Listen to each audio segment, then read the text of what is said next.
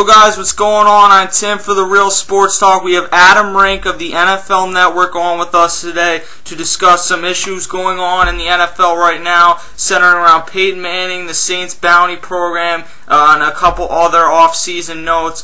First of all, Adam, what's going on, man? Hey man, thanks for having me on. I really appreciate it. I like the title of Real Sports Talk. I never get that. People look at me as the goof, as the guy who likes to crack wise and things like that. But I'm ready to break it down. Let's get to the bottom of this Peyton Manning business. Alright, man, let's start off. Obviously, everyone saw the press conference yesterday and what ultimately went down with the Colts releasing Peyton Manning after 14 seasons. What did you think of how the whole thing went down, and was it the right decision? Well, the press conference itself, it kind of amused me because, everybody was kind of talking in their own voice, and they're really sullen, and they're talking in low tones and talking about, what, the guy's still alive. He's just going to play for another team. And ultimately, it was the correct decision for the Colts to make because, let's be honest, this team is not close to the Super Bowl. They showed us last year there's not a lot of talent there. Even if Peyton Manning had played last year, that team would have been 7-9 or 8-8 at best.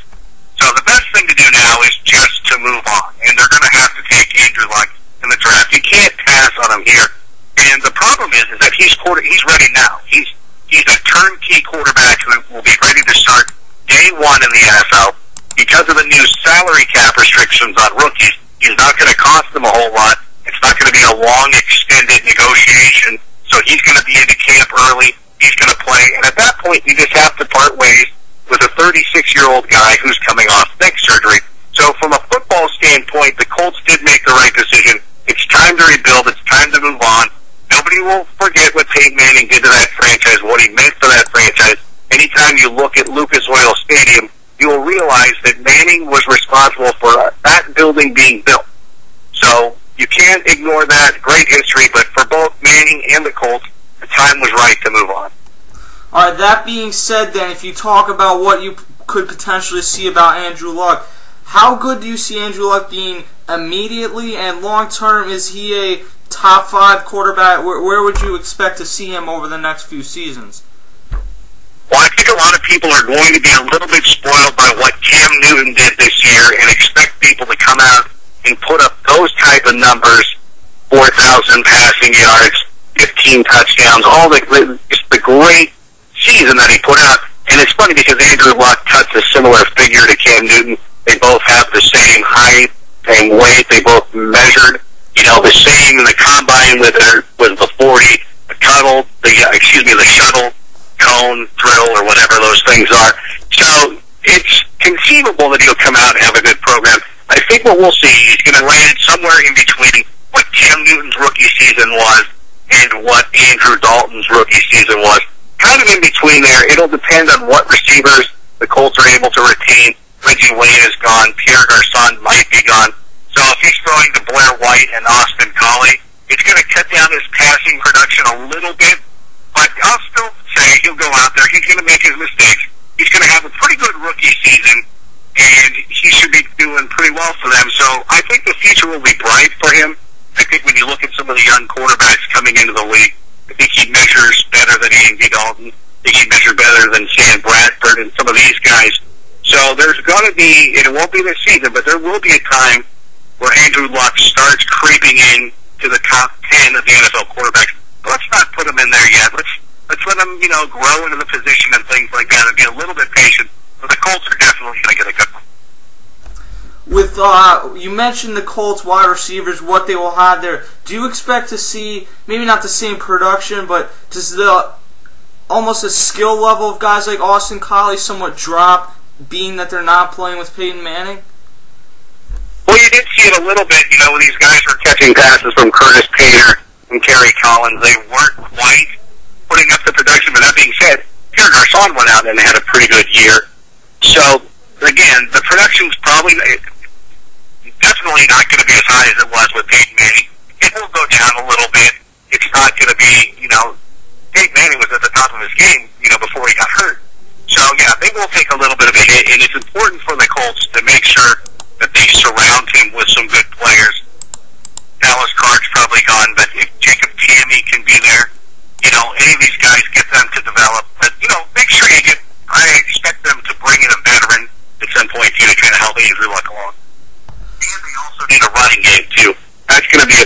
game too. So establishing a running game. So these guys, look for them in the draft, free agency. Look for them to try to upgrade those skill positions. He's kind of helped out Andrew Luck's development.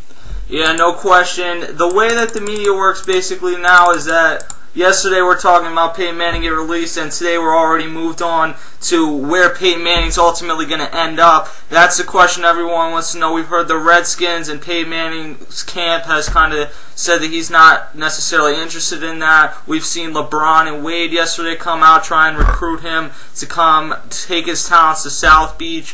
Where do you see him ultimately ending up next season? I think Dwayne Wade and LeBron James should probably, hold the phone a little bit, pump the brakes. People don't like you, LeBron James. You're actually detrimental. Maybe LeBron James should have looked at what Peyton Manning did in his press conference and said, oh, look, that's the right way to do it. That's the right way to give respect to the program that helped build you up. Because if you notice, Peyton Manning, he just refused to answer any questions about his future during his press conference. It was all about looking back at what he had meant to the Colts. And if LeBron James had gone out and done that for Cleveland, when the decision came out, maybe the day before, said, you know what, I don't think I'm going to stay in Cleveland. I love Cleveland. I love Ohio, blah, blah, blah. Now I'm going to start thinking about my future. Then I think obviously Cavaliers fans would have still been upset. The nation as a whole wouldn't have been against LeBron James. So, LeBron, you can keep your nose out of this one. Just sit tight. Let somebody else handle this one. Let Dan Marino go out and recruit Peyton Manning. But when you look at the teams, and it's interesting, Joe Namath came out and said, listen, you don't want to play for the Jets. Other people have come out, and Donovan McNabb said, listen, you don't want to play for the Redskins. And they're correct. For me, it comes down to two teams. And it's fun because, and like you said, you're absolutely right. There is already the speculation and everybody's having a good time trying to figure out where he's going to go. Because remember, when you look at guys like Joe Montana, he finished his career with the Chiefs. Johnny Unitas finished his career with the San Diego Chargers. Those guys were traded. Even Brett Favre going to the Jets, he was traded. This is completely different, almost unprecedented. When you have a guy this high profile, who is a free agent, he can decide to go wherever he wants.